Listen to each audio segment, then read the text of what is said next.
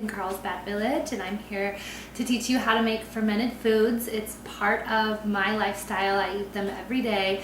I contribute them to my vibrant health, and it's a supplement in our Be Living Well 12-day clean eating program for optimal health. So what you will need is 2 cups of filtered water. Distilled water, bottled water, filtered water, just not tap water, 2 cups.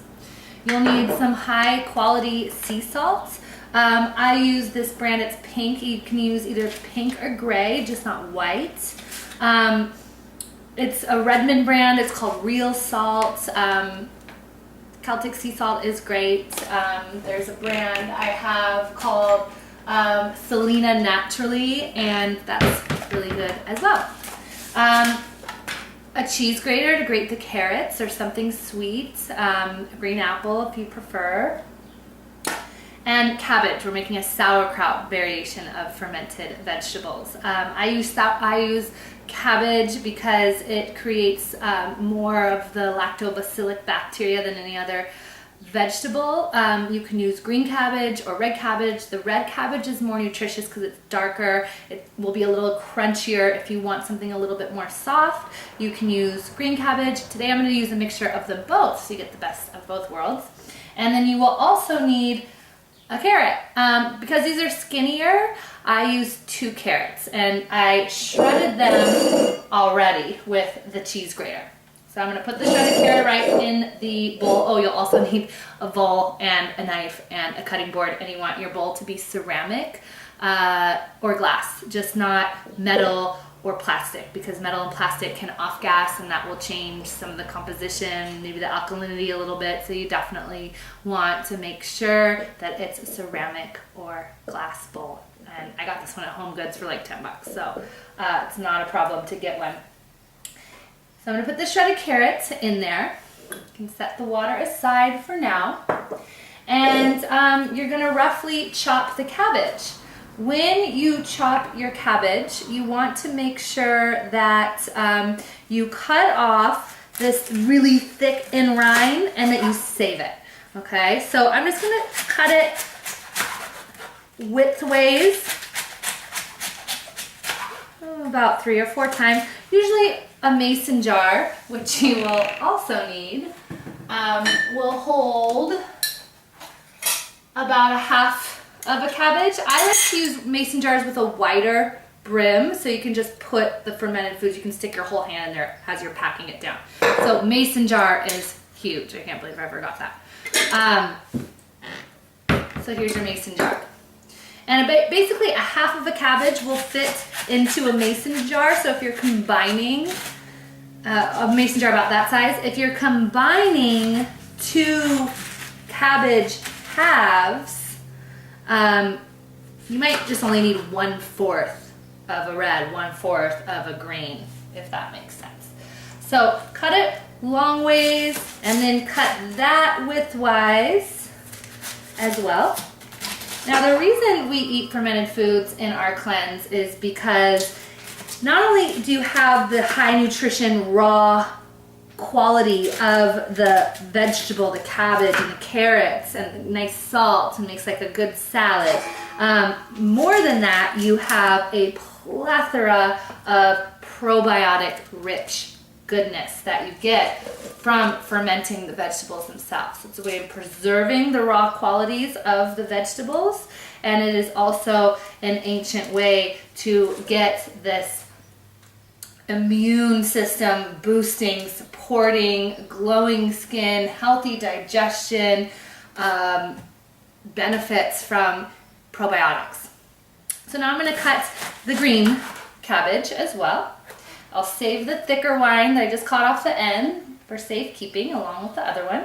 And I'll cut it the same way as I did the other one. So just very rough chops, and then turn it around and go widthwise very roughly as well. So why not get probiotics from the store? We all know they come in pill form. They're really expensive. Really expensive, anywhere from upwards of $30, and really you don't even know what you're taking. You probably know that there are probiotics in it because you feel the results, but ultimately you don't know how long they've been sitting on the shelf. It's not food, it's a pill. It's something that's completely out of your hands that you're paying good money for to hopefully take care of you. And this is something that you create the probiotics yourself. And the pill form, while they're very expensive, only has about 1 billion organisms of probiotics in one serving, whereas this type of fermented food that we're creating, every serving, and a good serving is about a tablespoon. Every serving has about trillion organism of the lactobacillic bacteria that you're ingesting into your body, and you're getting the nutrients from the food, the raw cabbage itself. And it's very affordable. So this costs as much as a mason jar costs, as much as a carrot costs, as much as a tablespoon of salt, some water, and a cabbage costs. And you can add any vegetable into this mix that is rotting in your refrigerator, maybe kale or what do we do? Kale, onions, garlic, green apples, really anything, celery. You can do spices. Today we're just doing salt, carrot, cabbage. You need something sweet. You need the salt to preserve the vegetable before the fermentation process starts happening, and the sweet is to feed the bacteria so it stays alive. So once we chopped up the cabbage, we are going to add our water.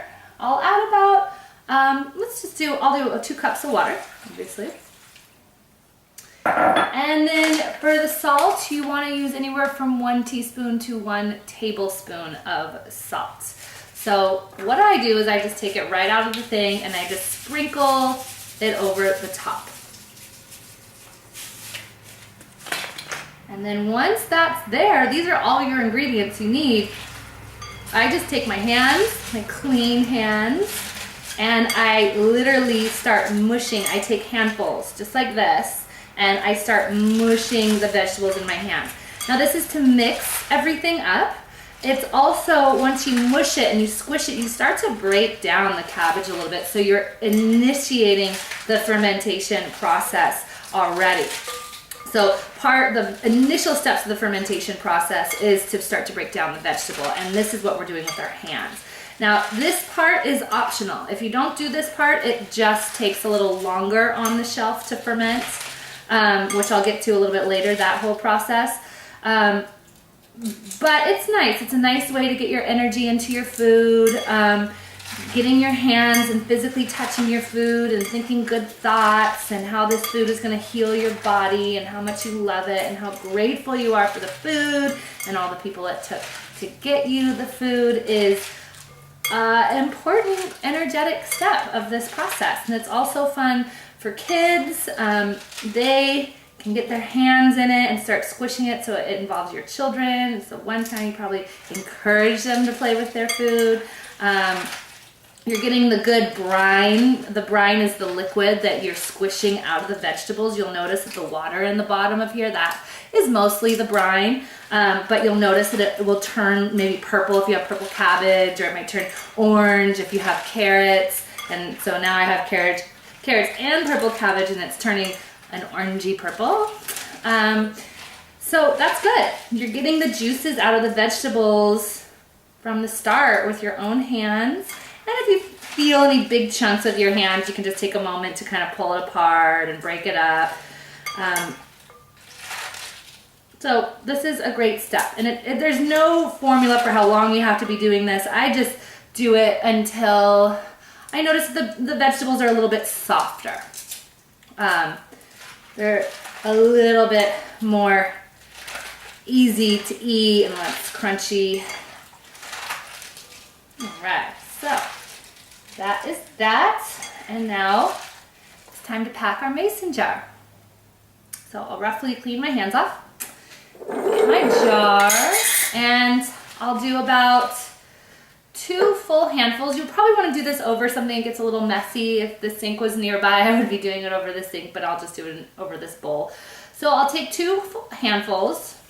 1 and 2. And once I have about 2 handfuls, I'm going to literally take my hand and push. It's called packing the vegetables down. So I can get as much veggies in one mason jar as possible. So I'm packing it down. It's a good little workout. There's another little handful. Pack that down. So the packing it down, if you can't fit your hand into the jar, you can also use a wooden spoon and just like press it down. That's also not a huge crucial step. The most important reason for packing it down is you just get as many vegetables as possible into one mason jar. And then after about 2 handfuls, one of the most important things that you must know to make sure that your fermented vegetables do not get moldy is to have the liquid, so the 2 cups of water, the brine that we created, to cover the vegetables when they're packed in the mason jar. So once you seal the mason jar, that's why the weight's very important, because the weight, this is the weight, it pushes the vegetables down under the water so that the water comes up over it. And once water covers it, when salty water covers the vegetables, there's no way for the vegetables to become moldy. They're preserved. So after about 2 handfuls, I'm going to take the water that's in the bottom of here, and I'm going to start to cover the vegetables with the water. And so obviously it easily covers. You'll see some floating. That's okay, because we're going to pack more down. So we'll take this, we'll pack it down a little bit more. You'll notice it might be a little easier to pack once there's water in it, which is good. Take another 2 handfuls. Pack that down. You can even get a fist in there. Oops. A little messy. Oh, I think I could fit about 1 more little handful.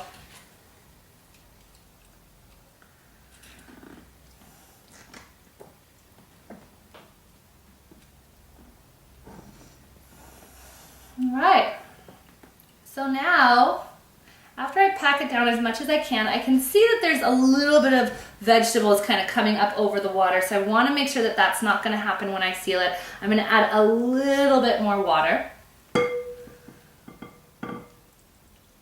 And now it's ready to pack. So, these little fun rinds at the end, this is our weight. And you're just going to stick it in the jar. You might have to do a little cutting just to make sure it fits perfectly. I'm going to cut this one down the middle so I actually have 2 weights. This is going to go on one end. I'm going to press it down. Oh. Sometimes I like it a little bit bigger because it'll just fit right in the crevice. And then I'm going to push this down so that the thick, chunky part of the cabbage is weighing down the vegetables. And then once that, you can see there's a little bit of water, the vegetables are all submerged under the water. Once that is there, it can be sealed. And you don't have to seal it tight.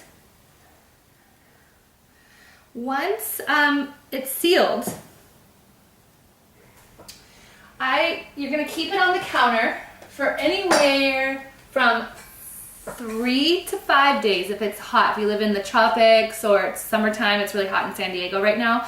If it's hot, 3 to 5 days, you're going to leave it on the counter in a bowl, just like this. If you live in a colder climate, you'll want to leave it on the counter for anywhere from 5 to 7 days. So in the winter time, it might be cooler than the summer, obviously, so you'll want to leave it on the counter longer. So now it's summertime, I'll probably taste this after 3 days to see how it is. Now, in the first 3 days, there's a lot happening. So there's vegetables fermenting, there's a lot of pressure, there's a lot of bacteria created, there's a lot of little science going on in this jar. And because of the pressure, there's going to be water that's going to leak out of it. So that's why you put it in a bowl. So after the first 24 hours, probably about this time tomorrow, I'm going to check the bowl. There will probably be some water in the bottom of the bowl. I'll dump that out and open the jar and check to make sure that water is not only covering the vegetables, but if I were to press the weight down, water would still be covering the vegetables. you'll see that there becomes little air pockets. I'll press it down so there's enough room, and then I'll just put a little bit more water, plain filtered water right from the thing on top. Make sure it covers the vegetables just like it did, and then I'll reseal that up. And you might have to go through that process every day for the next 3 days. And then after 3 days, I would taste it. And the taste that you want it to have once it's done is you want it to be softer than when you put them in, so it's broken down more. You want it to taste tangy.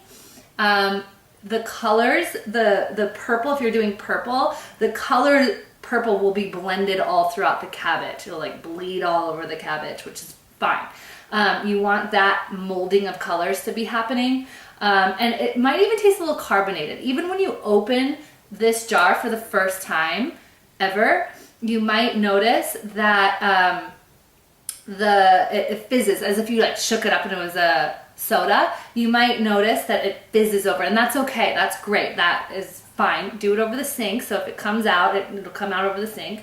And if water comes out, you got to put more water in because you want the vegetables to be covered by the water when they're in the jar. So it's ready when you taste that it's broken down. The first 3 days are the most important, the most potent. That's where the most activity is happening. And anywhere from 3 to 5 days, like I said, if it's hot, if you want it a little bit more soft, if it's a little too crunchy for you, you want it a little softer, just leave it on the counter for a couple more days. Try it every day. And if it's to your liking, that's when you put it in the refrigerator.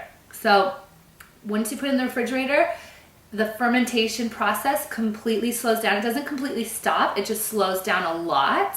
And it's ready to eat. So I'll just keep it in the refrigerator from then on out. You leave it on the counter for the first 3 to 5 to 7 days, depending on your climate. Remember, when it's hotter, it doesn't need as long to be on the counter. When it's colder, it needs a longer time to be on the counter. If it's really cold where you live, you might even leave it on the counter for 10 days. Taste it, and then it's ready to go in the refrigerator, and you leave it in the refrigerator until it's empty, and it will last in the refrigerator for a very long time. You can use the brine. You might just only eat the vegetables, but there will be a lot of liquid. You can use the brine as a vinegar replacement. You can use it as a salad dressing. I dress my warm dishes, my rice, my veggies with this. So it's a great overall food. Thank you so much for listening. If you have any questions, you can always email me at info@yogabound, BOUNDFOR, life.com. Thank you for being interested in your health. Namaste.